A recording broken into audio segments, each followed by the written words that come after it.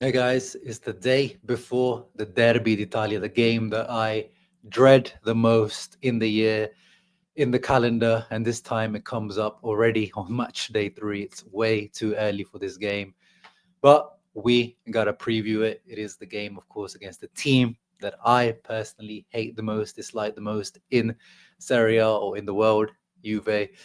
But at the same time, it is also already not must win, but in a way, definitely not can't lose for Christian Chivu and the boys, specifically for Christian Chivu, because we're in the situation that he's in. He had the great one win against Torino, and now he had the loss against Udinese. So the pressure is already on. The pressure cooker of Inter is already on. A loss. I'm not saying he's going to get sacked straight away, but the pressure, Gazzetta, Corriere, all these publications and the media are going to start throwing mud on Kivu very, very quickly.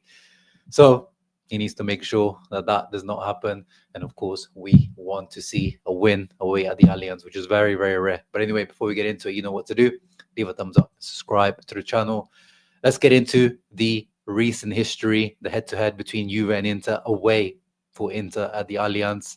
It's actually a little bit better in recent season than I think in general, we have an awful record away at Juve, not just like I'm talking about recent history, like our whole history, even in Inter's golden era, even under Mourinho, even under Mancini, even when we were good under Inzaghi, there's some sort of mental block with this Inter team away at Juve that we just overall just don't get many wins out there.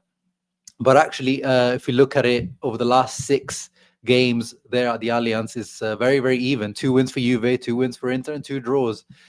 We go back to the 2022 season where we beat them, if you remember, with that Hakan Çalhanoğlu penalty late on. Lovely, lovely win away, which, of course, didn't result in anything at the end of the season. That was a Coppa Italia Supercoppa special, the Inzaghi special. Then we beat them in the Coppa Italia 4-2 here. Then we lose to them 2-0.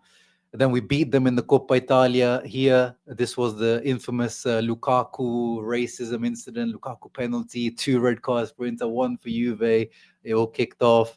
And then again in the league, 1-1.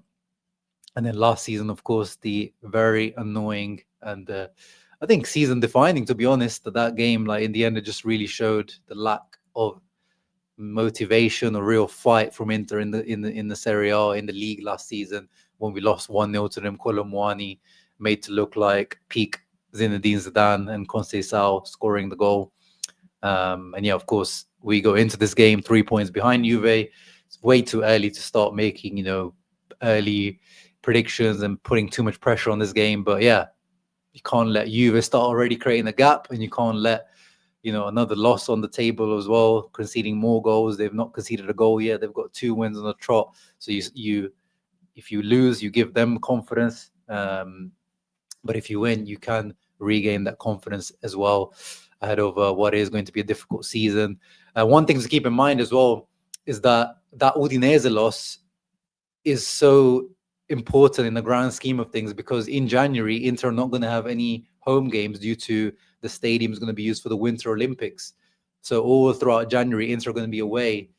So it's important that Inter, all these, this is not related to the Juve game, but it's important that pretty much all the home games Inter really need to make the most out of before January, because that is going to be a difficult period where Inter are going to be playing away pretty much all the games.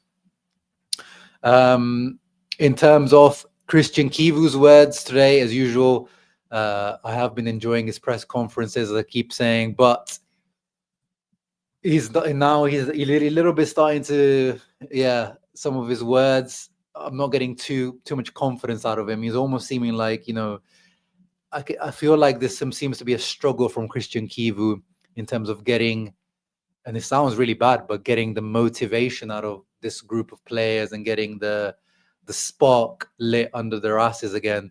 And you see what I mean in terms of his words, because I watched the press conference. So of course, watching someone compared to reading their words is different. But one thing that he was saying that when he was asked about restarting after the international break, he's saying that from a mental point of view, going to the international team gives you extra energy, And here it's not fully translated here, but he says like, you know, going away with your friends and speaking your real language or your actual language. I don't know, like, you know, these guys have only been together for like a few weeks. Like, they already need to go away with their international teams to get this like mental reset. Is it really so draining and straining to be at Inter together? So that didn't give me particular confidence. And then he is downplaying the importance of this game in terms of Inter versus Juve Derby d'Italia. I mean, we lost so many big games last season, Christian. So many big games. We need some big game wins this season. We need them. In general, like we saw even last season with our absolutely atrocious big game record last season, we could have won the Scudetto. So my theory is always I'd rather win all the other games and not really care about winning, you know, too much of the big or too many of the big games. But you need some wins in the big games to, of course, give confidence to the players, give that spark, give that you know, belief, and then also like a message to the rest of the league. But also just the points, you know, a point against Juve is the same as 3 points against the Lecce. So, you know, if you lose those 3 points that we lost to Udinese, you gain those 3 points to Juve, you're back to square one. But surely at some point they become important. You know, last season I felt like Inzaghi, the players always, when it was a big game, always, oh, it's not important. You know, it's early in the season. This one's not important. Okay, you can say that in September and October, November, but by December, January, surely it starts to become important. It starts to become key, that game, because those 3 points down the line are going to help you. And I felt like last season, especially, always being downplayed, always like, oh, yes, the derby is important, but it's not that important. But, you know, I understand here, Chivu, but again, maybe I'm just expecting, you know, him to be like, I want to go out and kill Juve. I want to destroy them. Maybe that's what I want to hear. Maybe that's why I'm feeling a little bit disappointed there. Then they asked him, have you worked on things that needed to improve? Because he said himself that there were a few things or little flaws that needed to be improved. And he said, yeah, we've been working. But it's a team that's been at the top of Italian and European football. We just need to add a few details to get the best out of this team. Key question that I'm sure you guys are interested in, is Akanji ready for this match? How did this transfer come about? How we got here isn't important, but the fact that he is here is Akanji is an important player of an international standards, brings additional value to this group, just like the other players, because everyone can make the contribution. I'm very happy with the players that I have. These are the 25 best players in circulation, and I'm happy with them. Yeah, that last comment there, I mean, in general, the Akanji praise was very nice to see, but, you know, he's almost like praising the ownership or the board here, saying that I've got the best 25 players in circulations, you know, being a very, very corporate guy here, very, corporate Chivu. Again, not too impressive, but obviously he's not going to go, like we know when he got hired, he's not going to go against Marotta Ozili, he's not going to go against Oak Tree. He is counting himself lucky to be in this position that he is right now, so early on in his career. So fair play, but again, not too impressed. What do you expect tomorrow? Of course, you win game, lose game. When doesn't matter. It's a marathon, 38 games. So, you know, typical coach stuff. Will there be a more conservative attitude tomorrow in terms of tactics? So, you know, about the high press, the high line. He says, no, we've got an identity. We're going to bring our work forward. And sometimes you have to understand the moments in the match. The game plan can also become twisted, and you have to find the solutions to reduce the impact of what might happen. Our objective is always that we go and play the matches. You have to find the right variant. Everyone is ready to work for the group and make it tough for the opposition. So, yeah, let's see. Let's see how Chivu approaches this game tomorrow. Is he going for a high press, high line against this Juve team that has guys that we know have hurt us in the past, the likes of Kenan Yildiz, Conceição, who is out for the game tomorrow. But, you know, those types of players, the pacey players that could hurt us on the transition. I hope not. I hope we don't play in that type of way. Then he says, you know, someone asked him, did you watch the game again of Parma versus Juve from last season, where his Parma beat Juve, but yeah, he says, I'm not going to make that comparison. And yeah, this is another point where I was a little bit concerned. They asked him about how is the process of confidence. He says that, this is true. It's a continuous process. Motivation is, is something that's always going on. It's a continuous process that lasts all season. But like the fact that these players need to find the desire to improve themselves and, get excited for the game, like that's a little bit concerning. And then they asked him about Hakan. They asked him specifically, Fabio Capello, it's a legendary Italian coach, in the media said Hakan at the moment is Inter's biggest problem. He's walking around the pitch like he's completely out of form. So Chivu kind of fired back and says, I know what my players can give, and from what I've seen in training, he's very motivated. Despite coming back from an injury, when he has returned, he was very motivated, and he will be here to give us a hand. So protecting Hakan, but it is true what Capello said. He is probably at the moment our weakest link because physically, mentally, he just doesn't look at it, Hakan. So is he going to be starting tomorrow? Let's see. Let's see. Does he deserve to be started at the moment? In my opinion, no.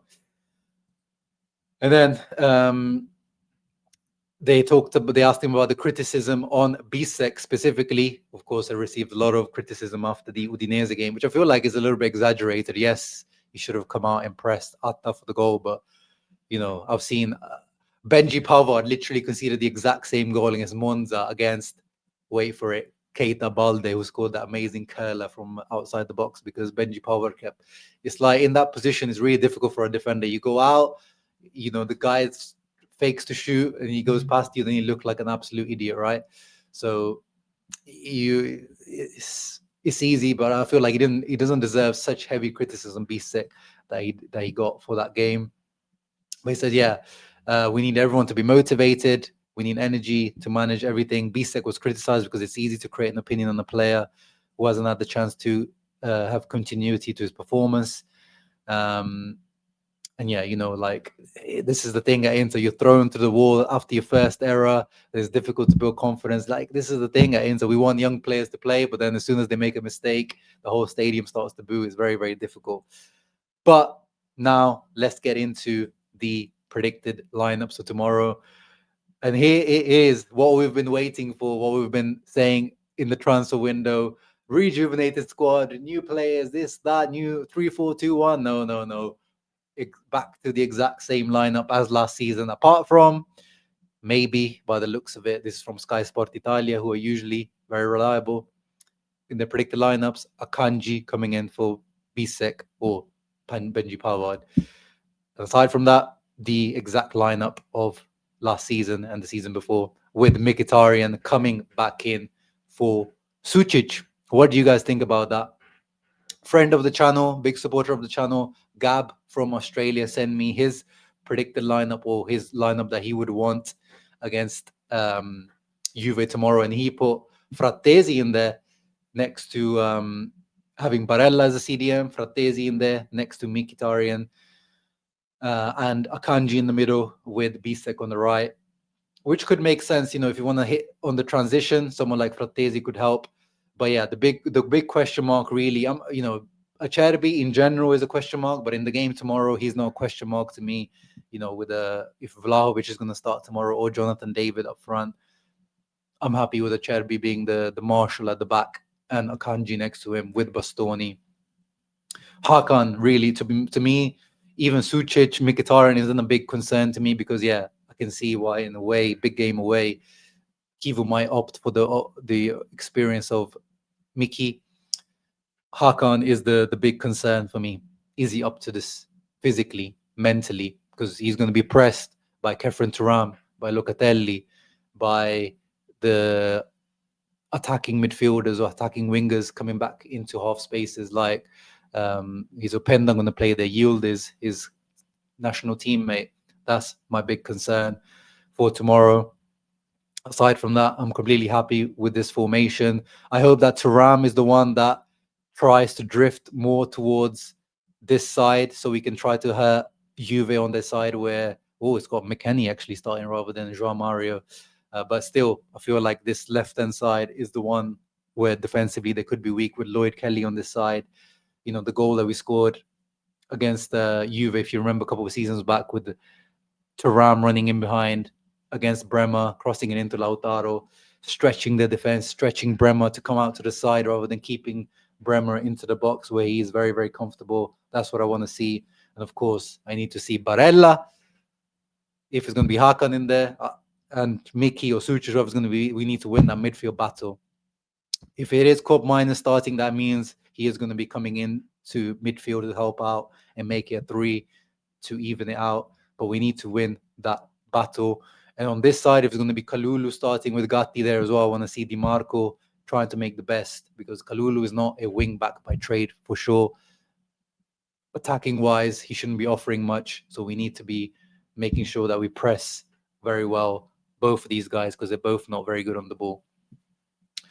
But yeah, on paper, I still feel like we have the better team than Juve. But of course, in form at the moment, they've got guys that you could say are the best in their position, like Bremer. Definitely, I still feel like he's the best centre back in the league.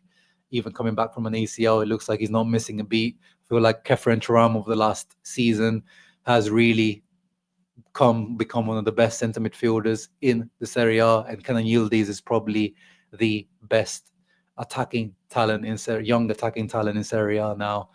And Jonathan David, who could have come to Inter, we chose not to sign him because of high commission fees and high signing on bonus that he asked. He probably may have a point to prove. But my prediction for tomorrow, 5 p.m. kickoff time, guys, make sure you don't get caught out by the slightly earlier kickoff time tomorrow, is a typical 1-1 draw. Not a win, not a loss.